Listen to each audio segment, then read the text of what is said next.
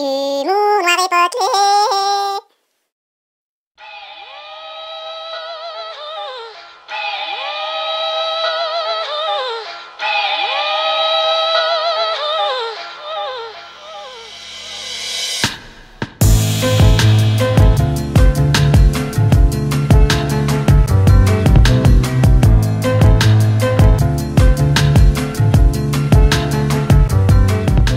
Salut Vati. Salut. Ça va? Ça va, ça va.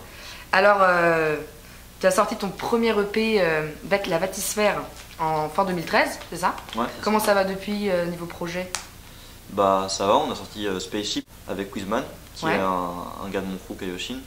Voilà, il est beatmaker aussi, c'est un projet beatmaking à deux. On n'a pas fait les prods ensemble, c'est 6 prods de lui, 6 prods de moi, et voilà, c'est un projet un peu sur le thème de l'espace, tout ça. Ouais, c'était sympa. Ouais. Voilà. D'accord. Et sinon, mais j'ai vu aussi que tu avais fait une prod pour Giorgio. Ouais, il y a eu le morceau avec Comment ça s'est passé? Bah, en fait, c'est juste. Il a voulu faire une mixtape avec le choix des prods décidé par ses fans en fait. Du coup, toutes les semaines, il y avait un vote avec 3 prods. Et pour le deuxième son, c'est ça, ouais. Il a mis le prod à moi et du coup, bah, il y a eu le vote, machin. Et on a voté Vati, quoi. Voilà. D'accord. Chacun apporte sa pierre à l'édifice et on se fait une grosse soirée avec de l'alcool de merde acheté à l'épicerie comme un goût déjà vu. Faudrait penser à faire de la thune, moi je veux pas perdre la vue, ni pour autant voir mes potes faire la pute. Et nos soirées se ressemblent, on se la met, on n'arrête pas de chambrer. Moi dans ma chambre, moi je fais que chanter. Nos soirées se ressemblent, on se la met, on n'arrête pas de chambrer. Moi dans ma chambre, moi je fais que chanter.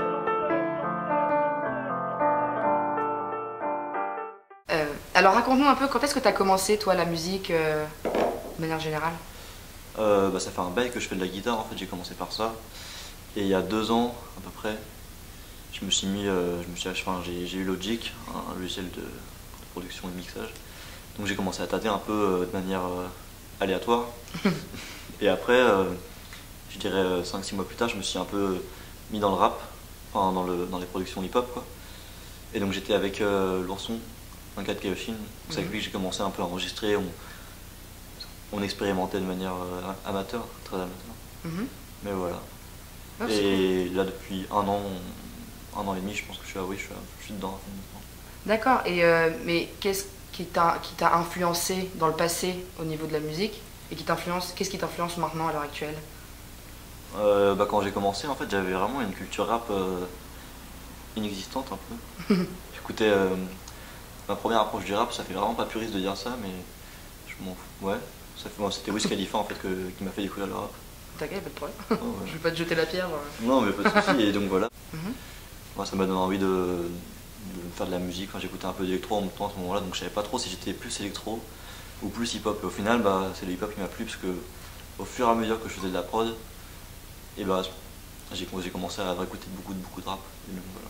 D'accord. Et à l'heure actuelle, t'as des groupes, toi, qui t'influencent, des rappeurs en particulier, des beatmakers Bah, qui t'influencent? Ouais, des beatmakers.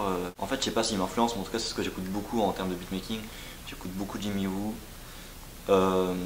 J'aime bien aussi, je suis pas sûr de la prononciation, Stu, S-T-W-O. Voilà. Je suis pas sûr, voilà, j'aime beaucoup ce qu'il fait.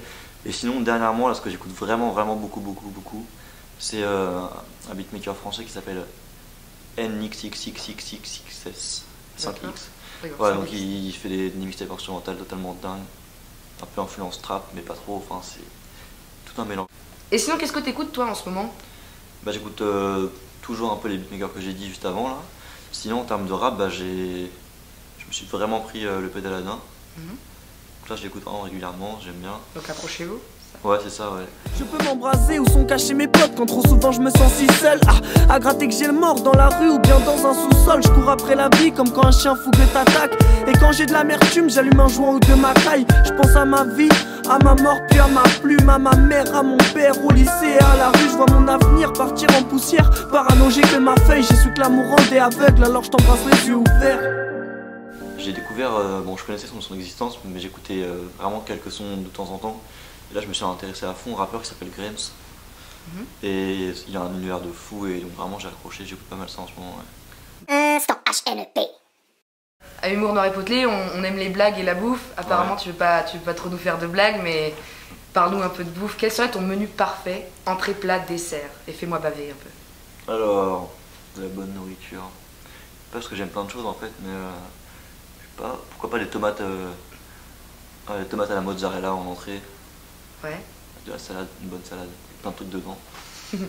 Après en plat, pourquoi pas de la pizza, ouais, je sais pas. Une bonne pizza, une vraie pizza. Une pizza italienne Ouais, un peu, pizza, ouais. pas une pizza en carton quoi. Voilà, un truc vraiment pas mal, un truc fameux. Avec quoi sur la pizza, tu vois, il faut... Je sais pas, un truc classique, mozzarella, jambon, tomate, Ok. comme ça. Et en dessert?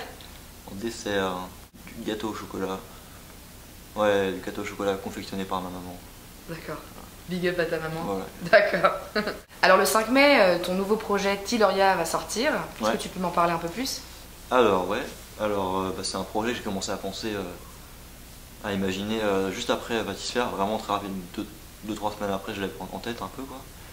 Donc fin novembre, ouais, non, début novembre, j'ai commencé à y penser bien à fond, commencé à faire quelques prods, tout ça. Après, arrivé en décembre, enfin de décembre jusqu'à février, je dirais que c'est la période où j'ai commencé vraiment à. Enfin, où je me suis occupé de contacter les rappeurs, leur proposer les morceaux, est-ce que tu veux être là, est-ce que voilà, machin, les sessions, organiser des sessions, soit à Paris, soit chez moi. Et voilà, donc enregistrement, et là on arrive à la fin, et donc c'est un projet où il y a beaucoup de rappeurs dessus, et ça représente un peu la sphère rapologique dans laquelle j'évolue pour le moment. Donc d'ailleurs, il y a le premier extrait de Tiloria qui s'appelle Woods, qui est Ouais, sorti ouais, ouais. sur YouTube, Mm. dont tu as réalisé le clip. C'est ça, ouais. Ça, tu me racontes un peu Alors, comment ça s'est fait? c'est un concept un peu expérimental, pas vraiment d'histoire en soi. Il y a juste des sens un peu cachés. Voilà, c'est un truc qu'on a fait en 2 jours. Donc d'abord la première partie dans la forêt avec Stency et Sotam, de Kaioshin. Et donc la deuxième partie dans la chambre d'une amie avec toutes les filles, les Kaioshinettes. Vous les Voilà. appelez comme ça? Ouais. D'accord. Et voilà, donc ça s'est fait assez rapidement. Le montage, je l'ai fait assez vite. Je me connais pas trop en vidéo en soi, donc c'était un peu. Je tâtais un peu quoi, et voilà. C'était une expérience. Ouais. Mm. Ouais, non, mais le clip est assez cool. Ouais, mais d'ailleurs, il y a. Je vais te dire un truc. Il y a un sens caché. Ceux qui suivent vraiment vont le remarquer en fait. Dans la première partie, il y a Sotam et Stency dans une forêt. Il y a un sens caché par rapport à ça. Et, enfin, je le dirai pas, mais c'est juste. Tu le diras pas, mais il y a un sens caché. Voilà, ceux qui. Genre voilà, Stency et Sotam dans une putain de forêt, bah. Ceux qui suivent vraiment vont savoir ce que ça veut dire. D'accord. Voilà. Du coup, ouais, je dois pas suivre vraiment parce que j'ai pas vu le sens caché.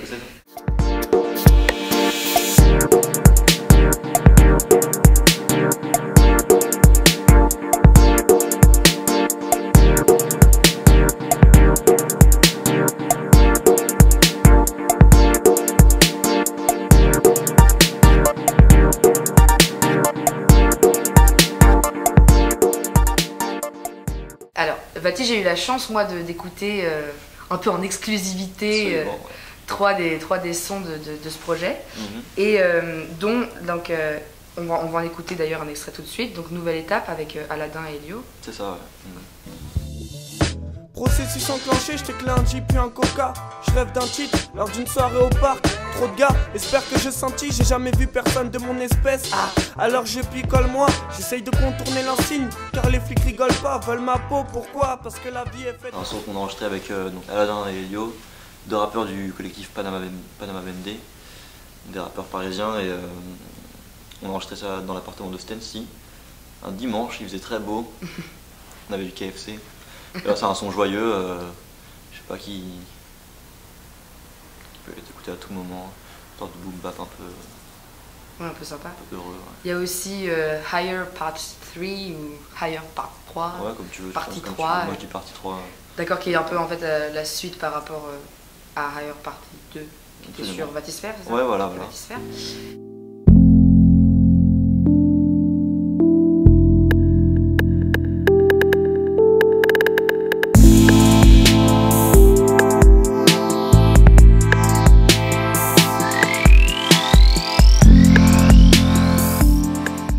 Le délire, c'est juste un son instrumental un peu planant.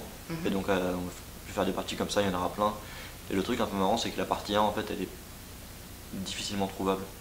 Enfin, ceux qui connaissent que Bati, quoi, enfin, ils vont avoir du mal à trouver. C'est un truc que j'ai fait il y a très longtemps et qui traîne sur internet. D'accord. Voilà.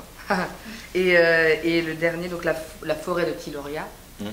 Donc là, on retrouve le nom du projet.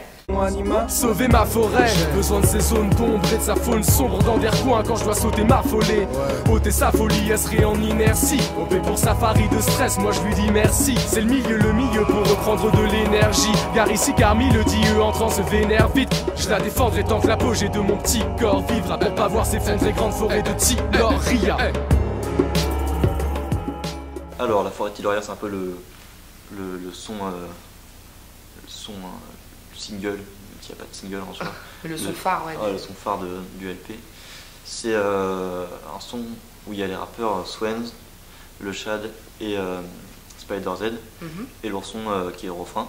D'accord. Voilà, donc 4 MC qui apprécie beaucoup le dealer de Tiloria. Tiloria, en fait, c'est une référence à un univers relativement enfantin qui m'a plu pendant mon enfance et qui me plaît encore beaucoup. Et voilà, c'est une référence à ça, et les 4 étaient dans le délire en fait. Du coup je les ai invités, et donc c'est un son un peu avec pas mal de références, c'est facile à trouver en soi, mais c'est pas mal de références à cet univers là, dans ce son là, donc c'est voilà. Baptiste, merci pour l'interview, mais est-ce que tu as quelque chose à ajouter là? Ouais, je vais parler des projets qui vont venir, du coup bientôt Tiloria, et après allez checker, il y aura la mixtape Kaioshin. Voilà, 20 titres avec mes gars avec qui je suis la plupart du temps. Et sinon, vous pouvez aller checker dernièrement le clip qui est sorti de C-Rap, Rêve de Môme, et produit par mon gars Paul Wiseman. Voilà. Ton allez gars, checker ça. D'accord. Voilà, merci beaucoup, Baptiste. merci à toi.